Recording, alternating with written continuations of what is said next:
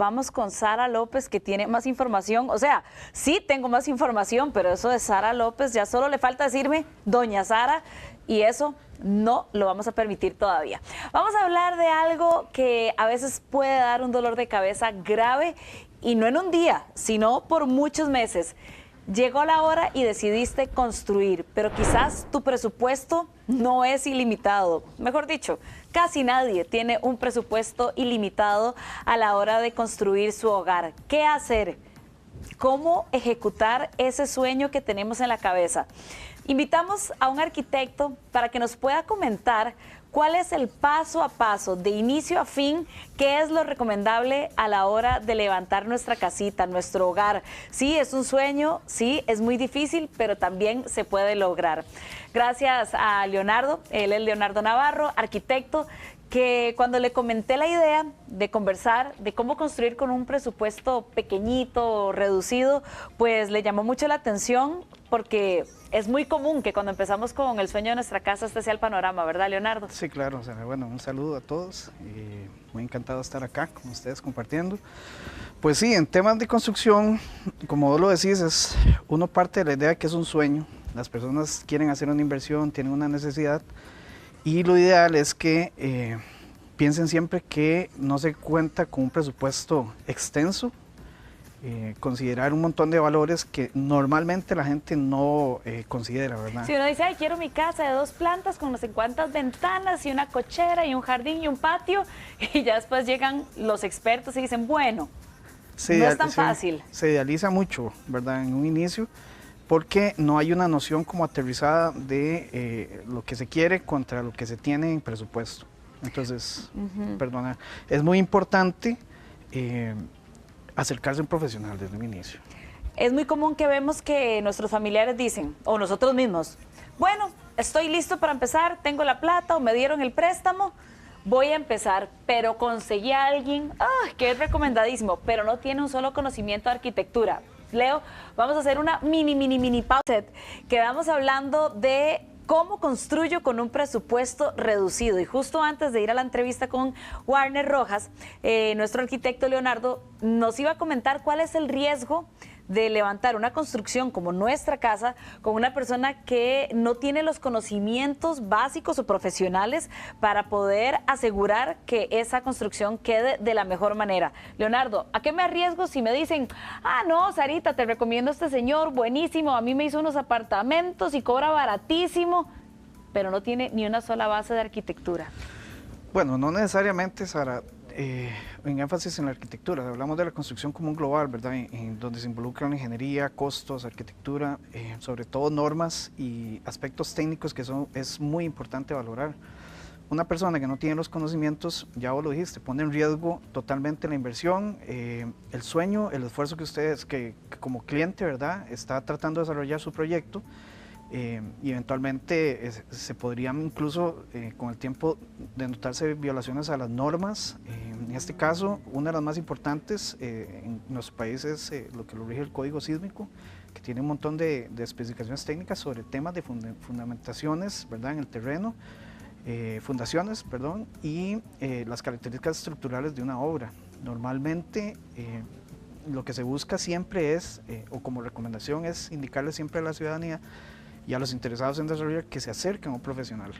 ¿Cuál es el riesgo más grande si yo improviso una construcción? Porque nos encontramos de todo. A veces hay señores que dicen, ay, yo me siento bien, yo me he hecho esto, y lo hacen hasta ellos mismos. No es solo perder el dinero, pueden haber riesgos más graves. Pues estructuralmente puede haber una pérdida de la estructura, ¿verdad? Si hablamos a nivel de cimentaciones, si usted trabaja sobre un suelo que no se ha analizado, ¿verdad?, donde no hay estudios, se pueden dar situaciones como asentamientos, que eso es un desgaste en el suelo por la compresión de la estructura, podría ser, ¿verdad?, o por las mismas características propias del suelo, suelos que no son buenos y que requieren de un diseño técnico específico. Sí, no es solo tener tengo aquí un lotecito, una propiedad, sí, y levanto a lo loco. Sí, normalmente lo que yo y muchos profesionales en este país sugieren desde un inicio es apegarse hay diferentes estructuras a la hora que llega un proyecto, o a la hora que se quiere desarrollar un proyecto.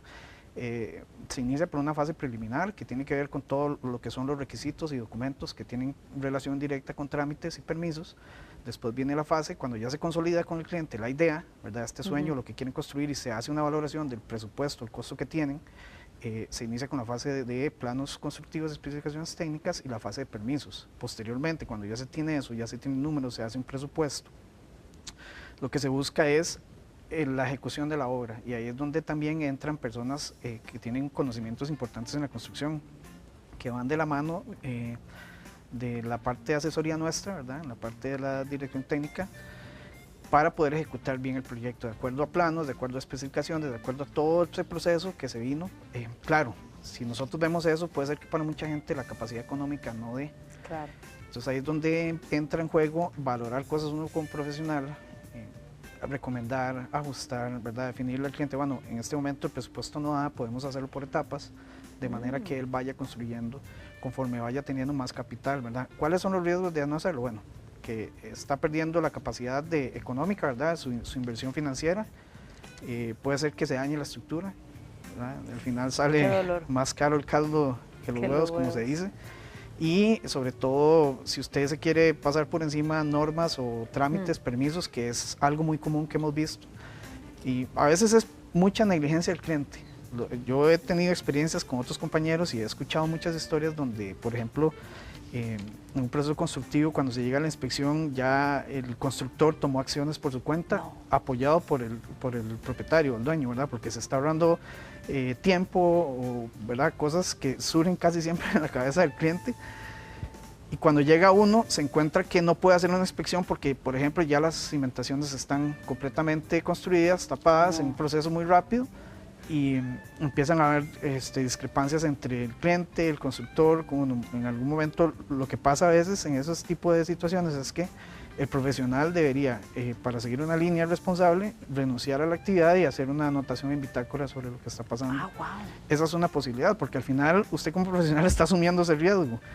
En uno de estos casos, con el tiempo nos enteramos que uno de los proyectos en los que se renunció a la responsabilidad por una situación como esa, que con el tiempo empezaron a darse asentamientos, la losa de piso se quebró y empezó a resquebrajar también todo el enchape cerámico. Por supuesto. Gravísimo. Entonces imagínate, por ahorrarse algo o por tomar una decisión como fácil, el típico, el camino fácil, termina siendo mucho más caótico que haberlo hecho a la larga o un poco más costoso, que era lo que intentaban evitar. Hablando de esto, Leonardo, ¿qué le aconsejan ustedes a un cliente, bueno, pues que ya tiene su sueño, tomó la decisión, lo quiere hacer? ¿Cómo le hacen caer en cuenta entre ser consecuente y sin dejar de soñar? Porque, claro, yo en este momento desearía una casa maravillosa, espectacular, pero bueno, económicamente no puedo, pero estoy ceñida.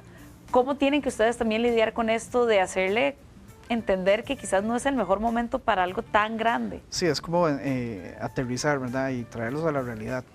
No lo ha visto un poco que alguien tiene una idea de hacer una ampliación en segundo nivel, ¿verdad? En su terreno puede ser lo más común. Ya usted tiene su casa y quiere ampliarla. Un segundo nivel, tal vez con un poquito más hacia atrás, porque el terreno lo permite. Pero usted tiene 6 millones, ¿verdad? En la idea, la noción del cliente, puede ser que no tenga el conocimiento o, ¿verdad?, las herramientas para poder dimensionar, ¿verdad?, la relación de costo con lo que quiere hacer. Entonces, ahí es lo que te decía un poco al principio. Lo que uno busca es optimizar lo que hay y las posibilidades. Entonces, se habla con el cliente antes de poder avanzar con las etapas. Se hace digamos, como un esquema, tal vez no llegar hasta el anteproyecto como tal, pero una primera aproximación a la realidad espacial y funcional y de costos. Ahí es donde vienen esas reuniones con los clientes que a veces uno no quiere tener, porque es como decirle, bueno, mira, es que no da para tanto. ¡Qué triste! ¿Cómo contemplamos un margen para imprevistos? Porque uno ya, el plan listo, el arquitecto, el profesional, ahora sí vamos con todo y empieza a aparecer una cosita, y otra cosita, y otra cosita, y cada una de estas cositas es, no sé, un ejemplo, 1.800.000 más, 2 millones, 100.000 más, y cuando te das cuenta estás hasta aquí porque creíste que con 7 millones ibas a lograr algo, o 3 o 4, no sé, pues cada quien tendrá su presupuesto. Sí, Sara, es muy relativo. En ese caso depende de la complejidad del proyecto. Normalmente, si usted ejecutó cumpliendo con todas las etapas que hablamos desde un inicio, usted se acercó a un profesional, se quemaron todos estos procesos, cuando ya llega a la fase de construcción ya usted tiene un presupuesto, ¿verdad? Entonces no es como tan ambiguo o tan libre de decir cómo se va a construir. Entonces normalmente lo que se hace es que en estos presupuestos, estas estimaciones, se deja un rubro, un porcentaje que puede variar entre un 5 y un 10%, incluso hasta más, dependiendo de la complejidad del proyecto, pero en proyectos de escala baja, un porcentaje entre 5 y 10 es el ideal para cubrir imprevistos. Sin embargo, en la obra lo que vemos siempre es que pasan a veces muchas cosas que no están en el control, ¿verdad? Ni siquiera de un análisis técnico. Muchas veces viene incluso desde el mismo cliente, que empieza a cambiar cosas, que quiere ajustes, que quiere esto, ¿verdad? Entonces eso tiene una implicación también en tiempo, que a veces no lo ven los clientes, ¿verdad? Porque hay una estructura para cumplir con un proyecto y empiezan a darse todos estos cambios que afectan el presupuesto. Algunos incrementan, algunos bajan, a veces se hace un balance al cierre para ver si hay acreditaciones o no, pero también hay relaciones de tiempo, que a veces, ¿por qué mi proyecto duró 2 meses más? Que eso tiene implicación en mano de obra. Y ¿verdad? 2 meses estás poniendo un tiempo Sí. bien amistoso, porque conocemos casos de, no sé, personas que levantan la construcción de su hogar y 6 meses, 1 año, año y medio. Es impredecible. También las condiciones climáticas. He visto casos, de hecho por mi barrio he visto que empiezan a hacer una construcción en julio. Y son aquellas tormentas como las que acabamos de vivir y eso afecta muchísimo el tiempo estimado. Sí, Sara, es importante, como te decía, como profesional, analizar todas esas variables. Claro. El tiempo, aquí en nuestro país ya sabemos cómo son las condiciones en época lluviosa. Lo ideal es casi siempre, cuando hay que hacer trabajos de movimiento de tierra y de fundaciones, aprovechar época seca, ¿verdad? Después ya viene, es manejable a veces con lluvia y todo, ir levantando la estructura, pero casi siempre las mayores complicaciones se dan por el tema del clima, ¿verdad? Me hizo mucha gracia porque cuando conversábamos este tema me dijeron una frase: despacio porque llevo prisa. Entre más temprano detectemos errores o que ustedes como profesionales, como arquitectos digan, no, esto aquí no se puede, desde el inicio, o que puedan ir encontrando lo que la gente cree que son zancadillas, entre más pronto se detecte es mejor, porque eso podría significar que al final no tengan que lidiar con errores que pueden costar carísimo. Sí, por supuesto. Dentro de digamos, el planeamiento inicial, ahora se cuenta con muchas herramientas técnicas, ¿verdad? A nivel programas como Revit, ¿verdad? La tecnología BIM, que permite ver todas estas interferencias que nosotros llamamos, que son incompatibilidades entre diferentes sistemas constructivos, ¿verdad? Puede ser lo eléctrico, lo mecánico, lo estructural.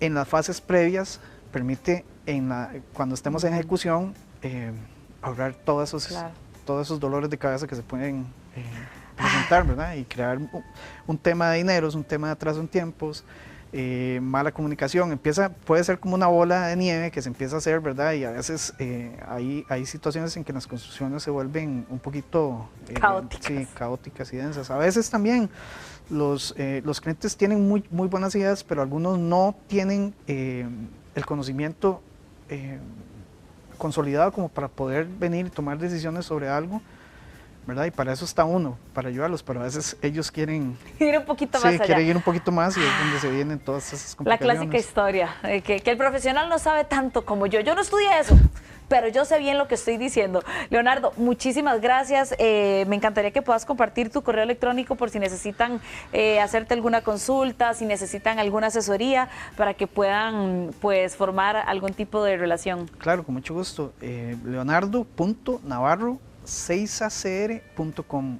Seiza es SEYSACR.com.